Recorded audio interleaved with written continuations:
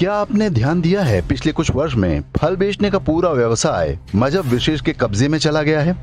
कुछ शहरों में अपवाद अवश्य होंगे, लेकिन बड़े शहरों में इसे स्पष्ट रूप में देखा जा सकता है।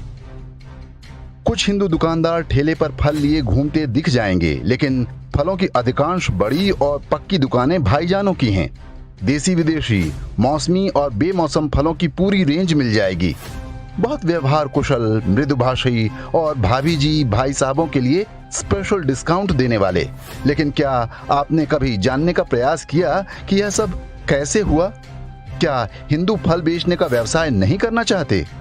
वास्तव में इसके पीछे एक बहुत बड़ा षड्यंत्र है। देश की कई फल सब्जी मंडियों पर बीते कुछ वर्ष में मजहब विशेष का एकाधिकार हो चुका है। भरोसा ना हो तो कभी अपने शहर की थोक मार्केट का चक्कर काट आइए। कारोबारी कब्जे की शुरुआत बड़े ही प्यार और भाईचारे के साथ होती है। मंडी में थोक कारोबार करने वाले भाईजान छोटे हिंदू दुकानदारों को उस भाव पर फल बेचते हैं जो भाव चल रहा होता है, लेकिन अपने मजहबी भाइयों के लिए थोड़ी कम कीमत लगा देते हैं। उन्हें इस नुकसान की भरपाई कैसे की जाती है, यह जांच का विषय है। प्रभाव यह होता है कि एक ही फल मजहबी ठेले पर सस्ता और हिंदू के ठेले पर महंगा हो जाता है। ग्राहक को सस्ते से मतलब होता है और वह हिंदू दुकानदार को कोसता हुआ चला जाता है और भाईजान की दुकान से खुशी खुशी फल खरीद लेता है। कुछ दिन संघर्ष करने के बाद हिंदू फल विक्रेता को अपनी दुकान बंद करनी पड़ती है। वह समझ भी नहीं पाता कि उसके साथ क्या खेला हुआ।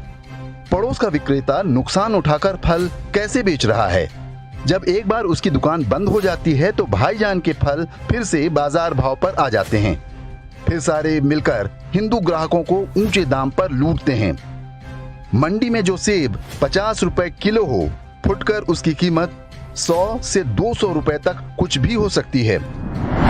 जैसे ही छोटी जगहों पर फल विक्रेता स्थापित हो जाता है, वह बड़ी मंडियों में केवल व्यापारी से ही सामान खरीदता है।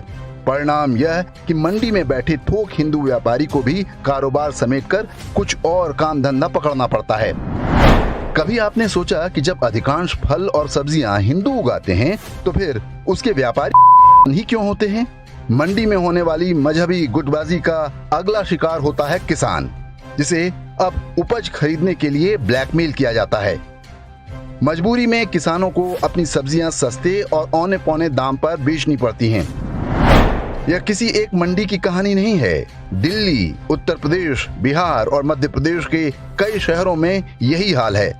अधिकतर मंडी समितियों के अध्यक्ष हिंदू हैं, लेकिन वे पैसे या किसी अन्य लालच में चुप हैं।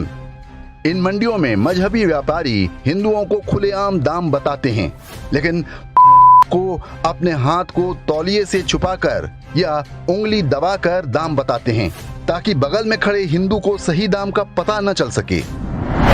बाजार में किसी भी तरह की एकाधिकार गतिविधि कानून की दृष्टि में अपराध है।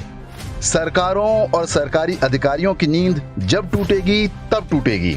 इसे रोकने के लिए आप अपनी तरफ से शुरुआत आज से ही कर सकते हैं। कोई भी सामान अच्छी तरह देखभाल कर ही खरीदें। सस्ते के चक्कर में किसी गरीब की रोजी रोटी पर लात न मारें। आप सतर्क रहेंगे तभी आपके बच्चे भी सुरक्षित रहेंगे।